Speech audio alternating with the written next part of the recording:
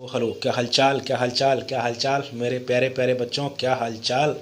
तो बेटा आज हम बात करेंगे कि हमारे जो पेरेंट्स हैं या गार्जियन हैं, इनकी क्या जिम्मेदारी होनी चाहिए हमारे जो नीट एस्पिरेंट्स हैं, यानी जो नीट की तैयारी करने वाले बच्चे हैं उनके प्रति। तो बिल्कुल बेटा, पूरा एक्सपीरियंस से मैं आपको एक टीचर के एक्सपीरियंस से भी बता रहा हूँ, और बहुत सी ऐसी बातें हैं मेरे पेरेंट्स या गार्जियन बच्चों के जो आपको बच्चे नहीं बताते हैं। तो बिल्कुल बेहतरीन वीडियो होगा और आपको वीडियो लास्ट तक देखना है। आपकी क्या जिम्मेदारियां हैं आपके, अगर बच्चा आपका तैयारी कर रहा है नीट की या जेई की, तो बिल्कुल इस पर बात करेंगे। और लास्ट तक पेरेंट्स ये वीडियो आपको देखना है और चैनल को सब्सक्राइब करके ज़रूर रखना है, क्योंकि बहुत ही बेहतरीन वीडियो और पूरे एक्सपीरियंस के साथ मैं सारी चीज़ें आप लोगों से डील करूंगा और एकदम आप खुद रिलेट कर पाएंगे कि हाँ ये बातें सही हैं।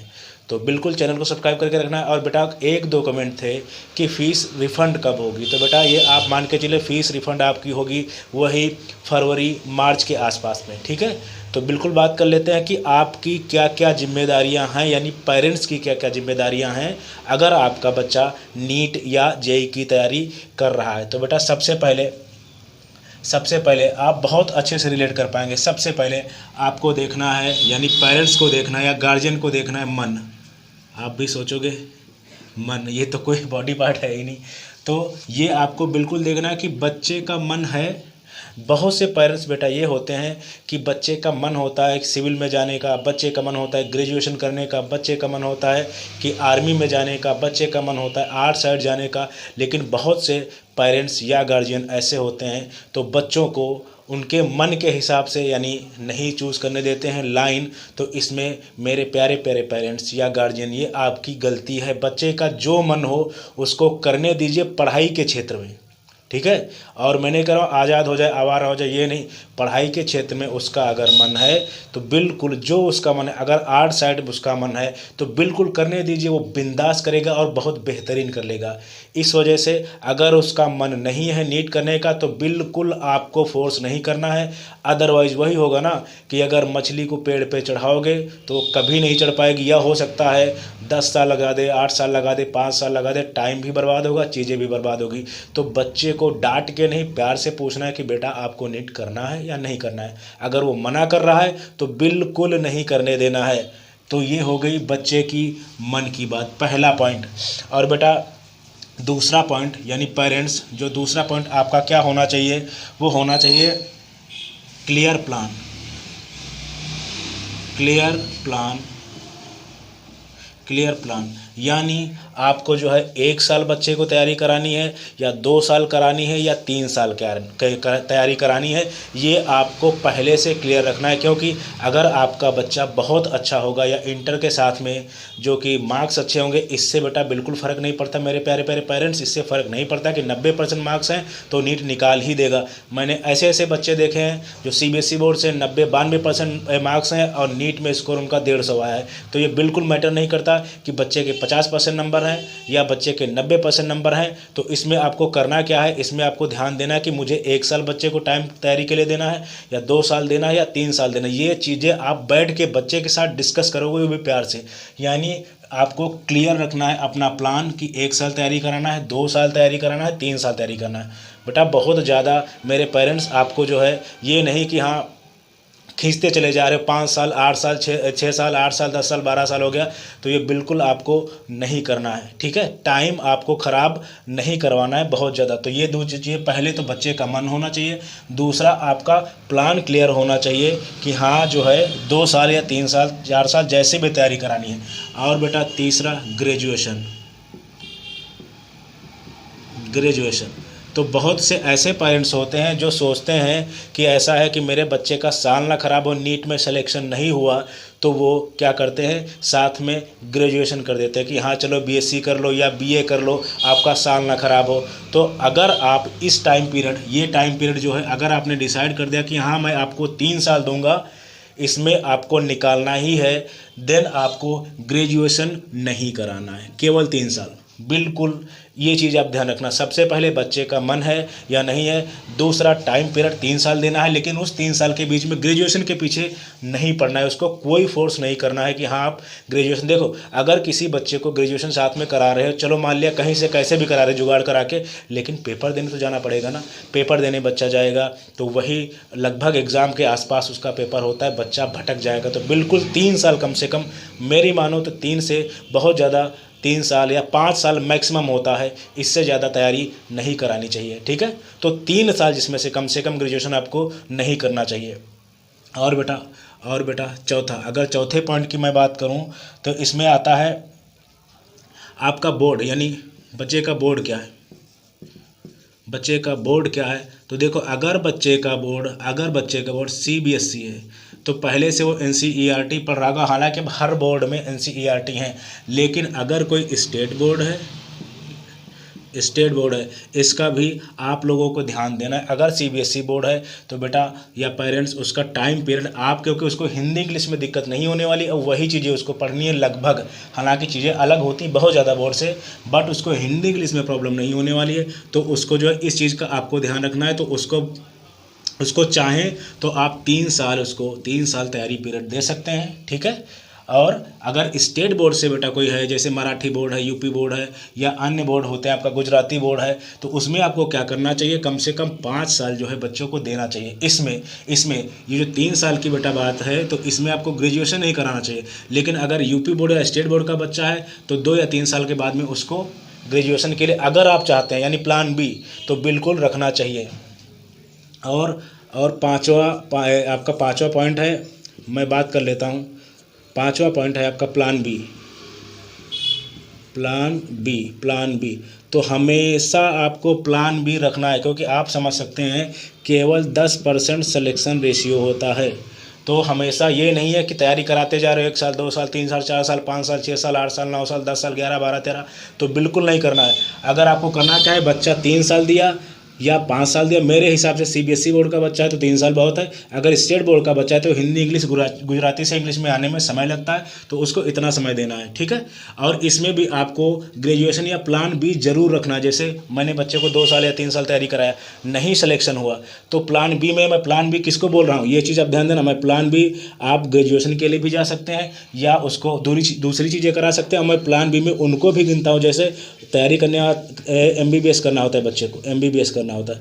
अगर MBBS में सिलेक्शन नहीं हो रहा है तो उसको क्या कराना,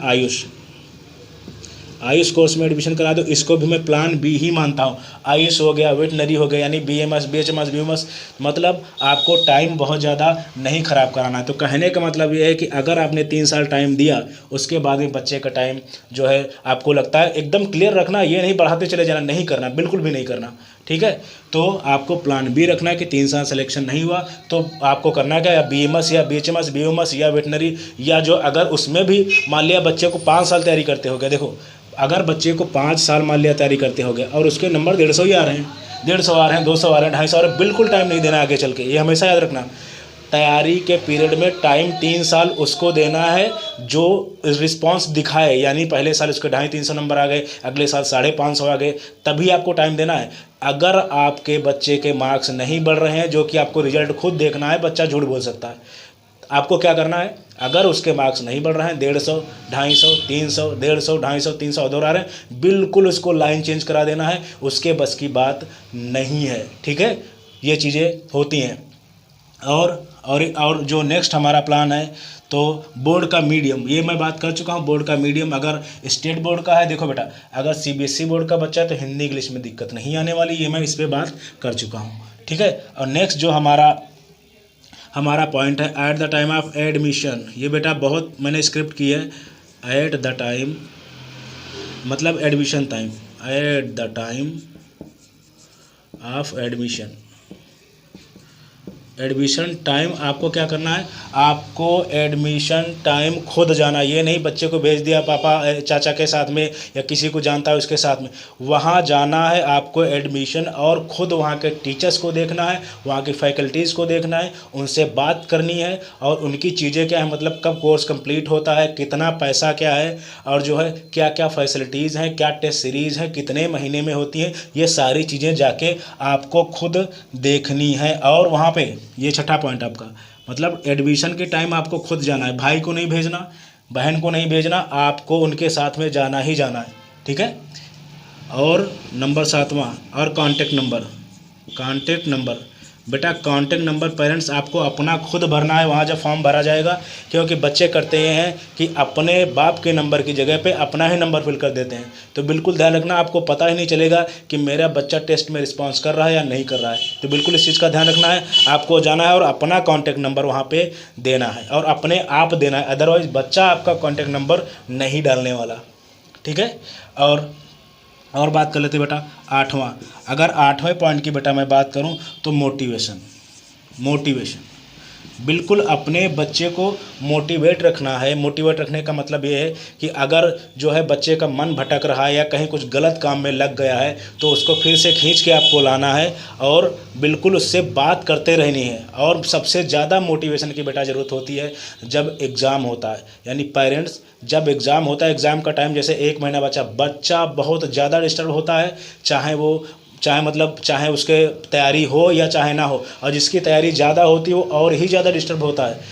तो इस वजह से आपको टाइम पे बात करती रहने की और बिल्कुल कहना है कि बेटा टेंशन मत लो, सब कुछ ठीक ठाक है, भाई आपके पास 1 आधे साल और है, जितना आपने पहले फिक्स कर रखा है टेंशन नहीं लेना है। बच्चे को टेंशन से मुक्त करोगे, अच्छा एग्ज़ाम रिजल्ट देगा आपको। तो बिल्कुल मोटिवेट आपको करते रहना है टाइम पे, ठीक है।